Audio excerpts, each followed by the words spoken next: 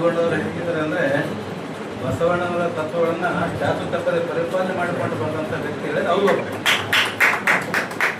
ಹೇಳಿರ್ತಾರೆ. ಬಸವಣ್ಣವರಾಗಲಿ ಶರಣರು ಏನು ಹೇಳಿರ್ತಾರೆ, ನುಡಿದಂತೆ ನಡಿ, ನಡೆದಂತೆ ನುಡಿ, ಅದು ಅವ್ರು ಪಾಲನೆ ಮಾಡ್ಕೊಂಡು ಬಂದವರು.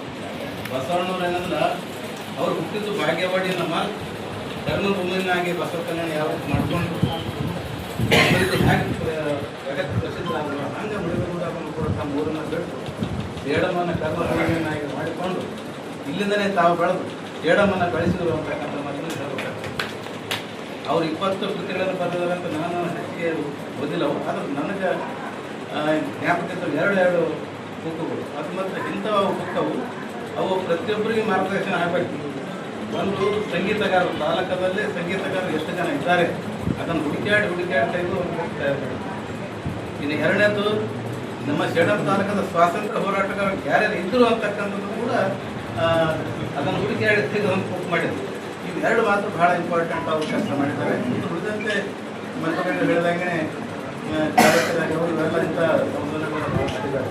ಇಂಥ ಪರಿಪೂರ್ಣವಾದಂಥ ವ್ಯಕ್ತಿ ಅವರನ್ನು ಸರ್ವದಕ್ಷರಾಗಿ ಮಾಡಿ ಏನು ನಮ್ಮ ಸೇಡಂಕ್ಕೆ ಒಂದು ಹೆಸರನ್ನು ತಂದುಕೊಟ್ಟಂಥ ಜಗದೀಶಿಯವರಿಗೂ ಮತ್ತು ಅವರ ಎಲ್ಲ ಒಳಗಕ್ಕೂ ಧನ್ಯವಾದ ಹೇಳಿ ನನ್ನ ಮಾತು.